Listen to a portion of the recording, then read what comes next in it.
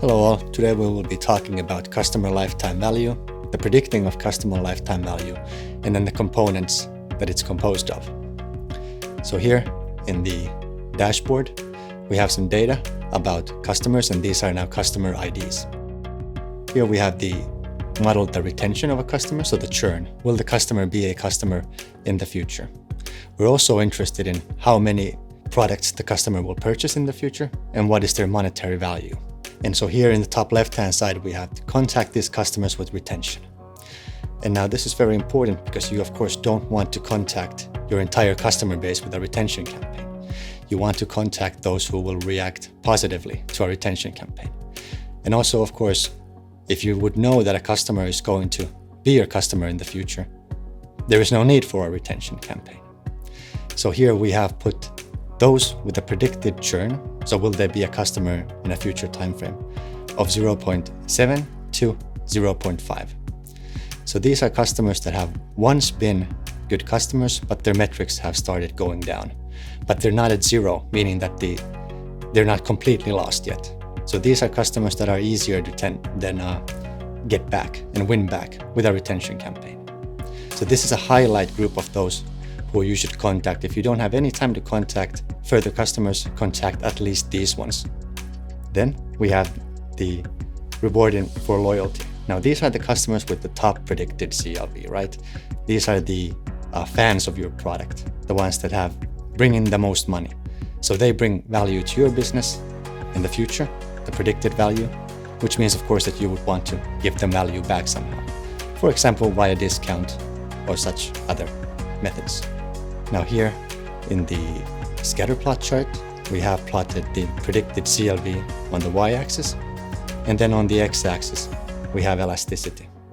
And now what elasticity is basically tells you how important is the price when it comes to demand. So how price sensitive are customers? And each of these bubbles is basically a customer. At the top right-hand side, you have low elasticity, meaning that they are inelastic, meaning that the price isn't the main signal that they are looking at.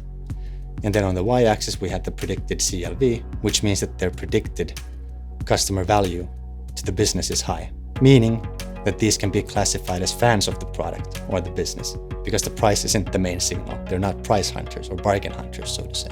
Versus then in the left-hand quadrants, either the top or the bottom left-hand quadrants, the price is much more of a signal when it comes to the demand of the product. So even though they have a high predicted CLV value, meaning that their value to your business will be high in the future, the price is the main motivator or one of the main motivators that drives their performance. Then of course we have customers where the price doesn't seem to affect the demand that much, but the demand is quite low. And of course these are customers that we would then like to get to this segment, the fan segment somehow, either by upselling, cross-selling, or other types of contacts. Now, we've talked about or quickly touched upon predicting CLV, but let's see that what are some basic metrics that we can use to predict CLV. And here we have a table on the left-hand side, which is metrics by past performance. And then on the right-hand side, we have predicted outcomes. So we have a customer ID, meaning one customer. We have the recency. Recency is how long ago did they purchase a product.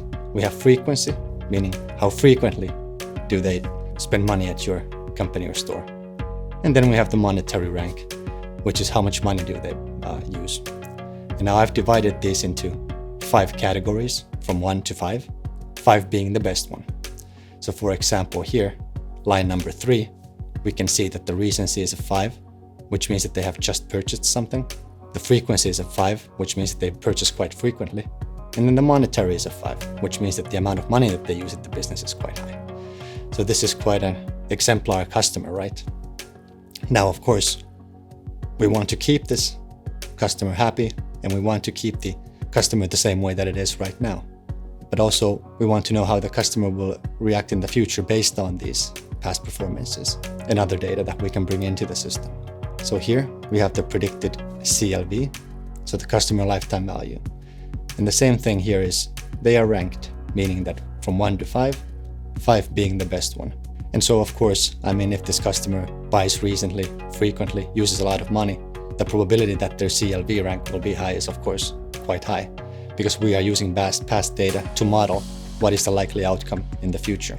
And then the P alive, which is the probability of being alive, so probability of still being a customer, is 1, which is the maximum, so 100% probability, which of course makes sense because the customer has just recently bought. They have shown a transaction and interest, which means that the probability that they will be a customer is quite high. And then we have the expected number of transactions as well. So here we can kind of see that the churn probability that they will leave your company, and then we have modeled the how many purchases will they have of this product in a future time frame as well. And now with these metrics of past performance and then the predicted future outcome, we can start making some data-driven decisions on how to contact certain customers and how do we move customers from one segment to another. What kind of marketing outreach programs have worked for certain customers but not for others. We can even create a composite index of these measures and kind of rank our customer base and see which ones are the good customers and which ones are not. So we can then see the metric values going down, of course. And our best customers are those that are most likely to visit again, so are alive, and then who use money at our store, purchase frequently, and have just recently purchased something. And we can of course do this for the entire customer base. So here on the right hand side we have the churn probability, so the probability that they will return as customers, which of course then will go down over time. And then we have the predicted customer lifetime value for our customer base. For this data it's quite skewed, which means that there are certain customers who are really good customers, and then it kind of goes off into the tails. And these are probably very old customers who just haven't been cleaned out from the database. And same thing here, we have some customers that are just recently purchased something, but then the probability goes down. So in summary, CLV has to do with predicting the monetary value and transactions per customer, but also the churn probability, meaning that the probability that they will not return. And now combining these metrics, along with metrics that we can calculate from the past performance, we can enhance our customer experience, marketing actions, sales actions, and further direct our resources to those customers who we can still win back, and not just randomly target customers. The modeling part was done in Vertex AI, which you can hear about in our next webinar in a couple of months.